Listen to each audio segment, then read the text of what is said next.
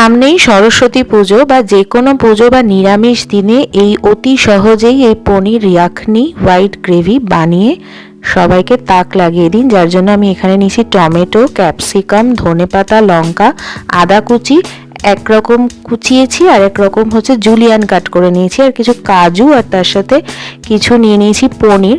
তো সেটাকেও পেস্ট করে নিলাম। আর এখানে আমি জিরে, ধনে, মৌরি, বড় এলাচ, ছোট এলাচ, শুকনো লঙ্কা আর গোটা গোলমরিচ নিয়ে একটা ফ্রাইং প্যানে একদম লো ফ্লেমে একটু হালকা রোস্ট করে এরকম গুঁড়ো করে নিয়েছি। তারপর ওই ফ্রাইং প্যানেই দিয়ে দিচ্ছি 1 চামচ ঘি। এবার জুলিয়ান করে কেটে রাখা আদা, টমেটো আর ক্যাপসিকামটাকে 1 মিনিট মতো সতে করে ভেজে নিচ্ছি যাতে কাঁচা গন্ধটা চলে যায়।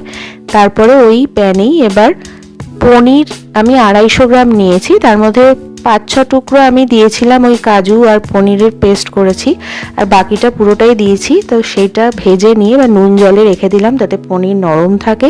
তারপর ওই ফ্রাইং প্যানে আরও 1 চামচ ঘি দিয়ে কাঁচা লঙ্কা আর আদা যে কুচি করেছি সেটা দিয়ে তারপরে পনির আর কাজু বাদামের পেস্ট দিয়ে ভালো করে 2-3 মিনিট কষিয়ে নেব। তারপরে 1 কাপ মতো গরম জল দিয়ে আবার ভালো করে জলের সাথে মিশিয়ে ভালো করে ঝোলটাকে ফুটিয়ে নেব হাই ফ্লেমে। তারপরে ফ্লেমটাকে একদম লো করে দিয়ে 2 চামচ ফ্যাটানো টক দই দিয়ে আবার ভালো করে মিশিয়ে নেব 2-3 মিনিট।